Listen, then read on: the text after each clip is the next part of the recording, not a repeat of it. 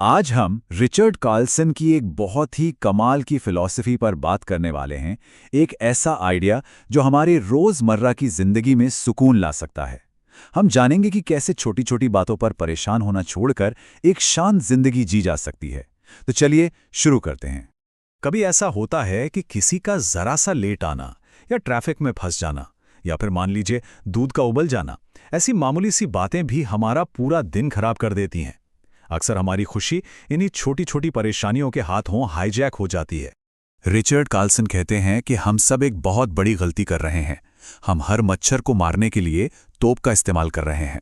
मतलब सोचिए, हम कितनी छोटी छोटी समस्याओं पर इतना ज्यादा रिएक्ट कर जाते हैं और अपनी सारी कीमती एनर्जी उन चीजों पर बर्बाद कर देते हैं जो असल में कोई मायने ही नहीं रखती। तो सवाल ये है कि इसका हल क्या है? पहला कदम है अपने देखने का तरीका बदलना। शांति की तरफ पहला स्टेप है अपने नजरिए को बदलना। जरा सोचिए, आप गाड़ी चला रहे हैं और कोई गलत तरीके से आपको कट मार देता है। एकदम से खून खौल उठता है ना? गुस्सा आता है, हॉर्न बजाते हैं, चिल्लाते हैं और उस 2 सेकंड की घटना के चक्कर में हम अपना अगला आधा घंटा खराब कर लेते हैं।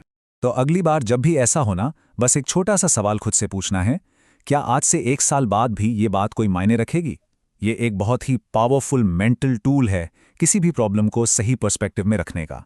और आप जानते हैं, कमाल की बात यह है कि 99% मामलों में जवाब होगा नहीं। हमारी ज्यादातर रोज की चिंताएं और परेशानियां बस इतनी ही छोटी होती हैं। तो अगर कोई चीज 1 साल बाद मैटर ही नहीं करने वाली, तो क्या उसे हमारी आज की शांति भंग करने का हक है? बिल्कुल नहीं। चलिए एक और उदाहरण लेते हैं। पूरे घर की सफाई अभी अभी हुई है और तभी बच्चा साफ फर्श पर जूस गिरा देता है। अब इस सिचुएशन में भी हमारे पास 2 रास्ते हैं। या तो हम चिल्लाएं, गुस्सा करें और तनाव पालें, या फिर बस मुस्कुराकर उसे साफ कर दें। यहां पर परफेक्शनिज्म यानी हर चीज को एकदम परफेक्ट करने की आदत सामने आती है।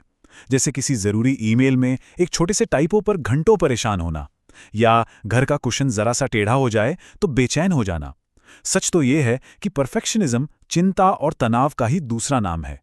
लाइफ में थोड़ी बहुत गड़बड़ और गंदगी तो होती ही है। इसे स्वीकार कर लेने से ही कंधों से एक बहुत बड़ा बोझ उतर जाता है। तो नजरिए की बात तो हो गई। अब जरा अपने मन के अंदर चलते हैं और देखते हैं कि हम अपनी मेंटल एनर्जी को कैसे कंट्रोल कर सकते हैं। हमारी दिन भर की जो एनर्जी है ना, वो फोन की बैटरी जैसी ही है, लिमिटेड।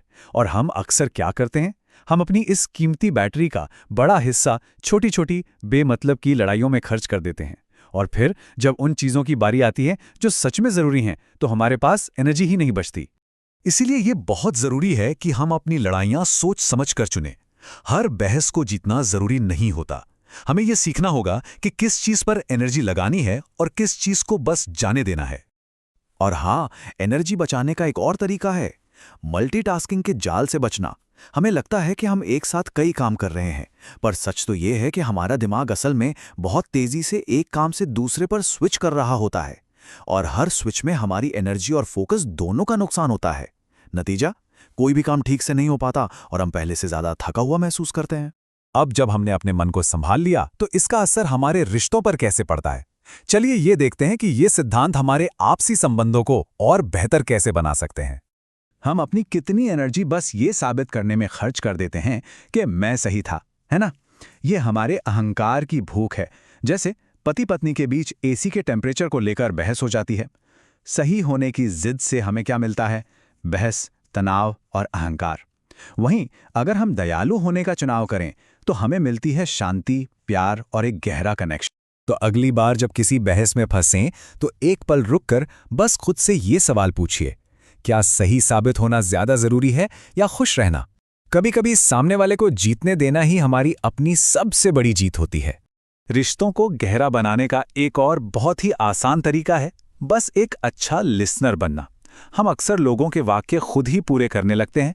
ऐसा करके हम अनजाने में ये मैसेज दे रहे होते हैं कि मेरे पास तुम्हारी बात सुनने का टाइम नहीं है, या मुझे तुमसे बेहतर पता है। इससे सामने वाले को बुरा लगता है। जब कोई बात कर रहा हो तो बस उसे सुनिए। इससे रिश्ते और भी मजबूत होते हैं।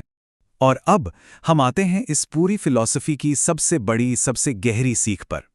एक ऐसी बात जो पिछली सभी बातों को एक साथ जोड़ देती है। ये एक बहुत पावरफुल मेंटल एक्सरसाइज है। जरा एक पल के लिए कल्पना कीजिए कि लोग किसी के अंतिम संस्कार पर उसके बारे में क्या कहें। ये सवाल हमें ये समझने में मदद करता है कि हमारी जिंदगी के असली मूल्य क्या हैं।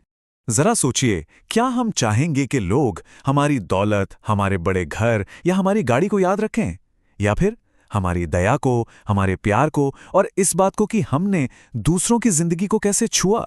ये अभ्यास हमें बार बार याद दिलाता है कि जिंदगी में असल में क्या चीज मायने रखती है। इस पूरी बातचीत का जो सार है, जो निचोड़ है, वो बस एक चुनाव में छिपा है।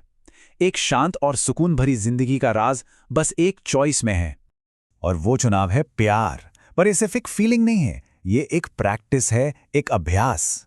ये ट्रैफिक में उस ड्राइवर को मन ही मन माफ कर देने का चुनाव है। ये बच्चे के जूस गिराने पर गुस्सा करने के बजाय मुस्कुराने का चुनाव है।